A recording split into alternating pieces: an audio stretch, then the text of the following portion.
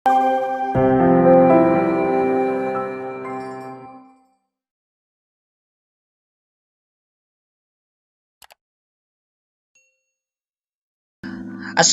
warahmatullahi wabarakatuh. Halo, jumpa lagi bersama saya Bahtiar Movie dalam channel 1000 Jalan. Baik teman-teman, pada video kali ini admin akan membahas mengenai linearitas ataupun kesesuaian ijazah untuk mendaftar seleksi P3K Guru tahun 2021. Nah, jadi masih banyak pelamar yang bertanya terkait linearitas ataupun kesesuaian ijazah ini, teman.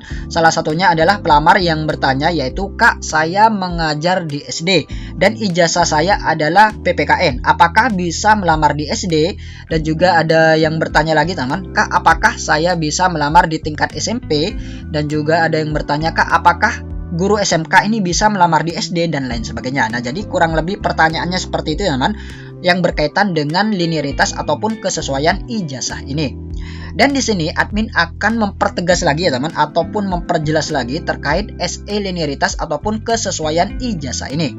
Nah, untuk linearitas ataupun kesesuaian ijazah ini sudah diatur ya teman, sudah diatur oleh Kemendikbud, yaitu diatur dalam ini dia teman, dalam Surat Edaran Direktur Jenderal Guru dan Tenaga Kependidikan Kementerian Pendidikan dan Kebudayaan nomor sekian tentang kualifikasi akademik dan sertifikat pendidik dalam pendaftaran pengadaan guru pegawai pemerintah dengan perjanjian kerja tahun 2021. Nah, jadi semua kualifikasi akademik dan juga sertifikat pendidik ini sudah diatur dalam surat edaran ini ya teman. Jadi semuanya sudah jelas, ijazah apa saja yang bisa melamar di SD dan ijazah apa saja yang tidak bisa melamar di SD. Jadi seperti itu. Jadi teman-teman tinggal cek saja di SE linearitas ini. Nah, kita baca lagi ya teman isi surat edaran ini agar teman-teman guru honorer ini semakin mantap untuk memilih sekolah yang akan dilamar. Jadi seperti itu. Kita lihat di sini, dalam rangka pendaftaran pengadaan guru pegawai pemerintah dengan perjanjian kerja atau P3K tahun 2021, kami sampaikan hal-hal sebagai berikut. Nah, di sini sudah jelas sekali teman. Poin yang pertama, calon guru P3K berasal dari guru dalam jabatan atau lulusan pendidikan profesi guru yang belum menjadi guru.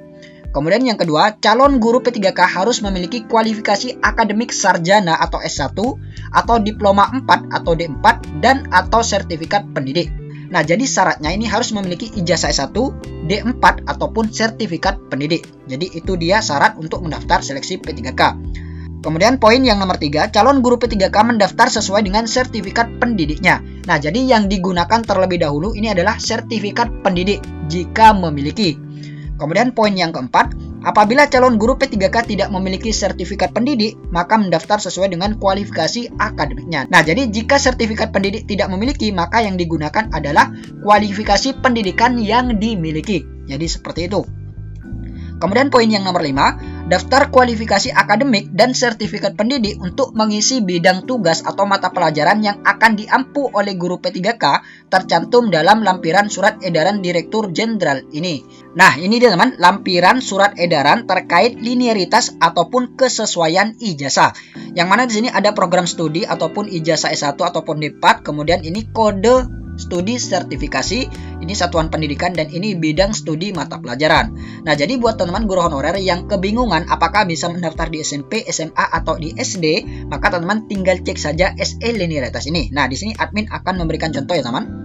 Kita cek yang pendidikan matematika. Nah, ini dia teman, pendidikan matematika. Nah, pendidikan matematika, jadi jika teman-teman guru honorer ini mengajar di SD dan terdaftar Dapodik di SD dan memiliki ijazah pendidikan matematika, maka teman-teman ini bisa melamar di SD, yaitu guru kelas. Jadi bisa melamar di SD guru kelas walaupun tidak memiliki sertifikat pendidik.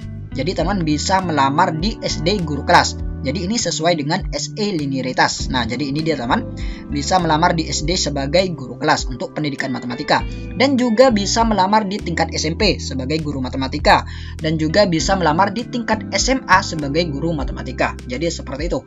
Tapi perlu diketahui, tapi masih dalam satu daerah kewenangan. Jadi seperti itu ya teman. Untuk SMP, SD ini berada dalam satu daerah kewenangan yang sama, yaitu kabupaten atau kota. Jadi teman-teman nantinya bisa memilih apakah mau milih di SD ataukah di SMP. Jadi seperti itu. Untuk ke SMA ini tidak bisa teman, karena beda daerah kewenangan. Untuk SMA ini kewenangannya adalah provinsi. Jadi buat teman-teman guru honorer yang mengajar di tingkat SMA, maka teman-teman hanya bisa melamar setingkat SMA juga, yaitu misalkan seperti SMK ataupun SLB. Jadi seperti itu untuk di tahap yang kedua. Kemudian kita lihat lagi di sini teman. Nah, ini teman contoh kedua, pendidikan MIPA ini juga linear dengan guru kelas SD. Jadi bisa melamar di guru kelas SD, bisa juga melamar di SMK, SMK dan SMP. Jadi seperti itu. Kemudian multimedia, pendidikan multimedia. Nah, untuk pendidikan multimedia ini tidak linear dengan guru kelas SD. Jadi tidak bisa teman, untuk pendidikan multimedia ini tidak bisa ataupun tidak sesuai dengan guru kelas SD. Jadi teman tinggal disesuaikan saja. Di sini sesuainya bisa melamar di SMK, SMA. Jadi bisa melamar di SMK ataupun di SMA untuk pendidikan multimedia. Dan juga bisa melamar di SMP ya teman, ini sebagai guru TIK. Jadi seperti itu, bisa melamar di SMA, SMK dan juga SMP. Di SD tidak bisa. Ini untuk pendidikan multimedia.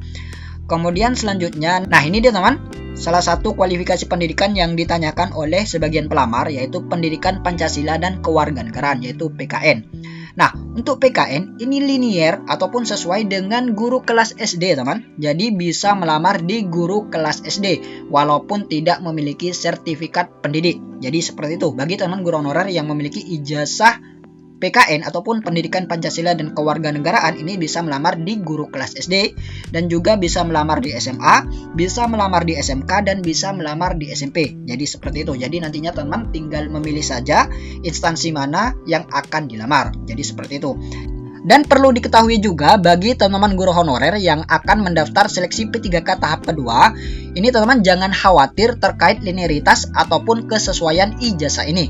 Karena apa? Karena nantinya di portal sscsnbkn.go.id ini nantinya akan otomatis menampilkan sendiri ya teman. Otomatis akan muncul formasi mana saja yang bisa dilamar. Jadi kemungkinan untuk salah memilih formasi ini sangat kecil sekali ya teman, karena nantinya akan diarahkan oleh sistem sscsnbkn.go.id.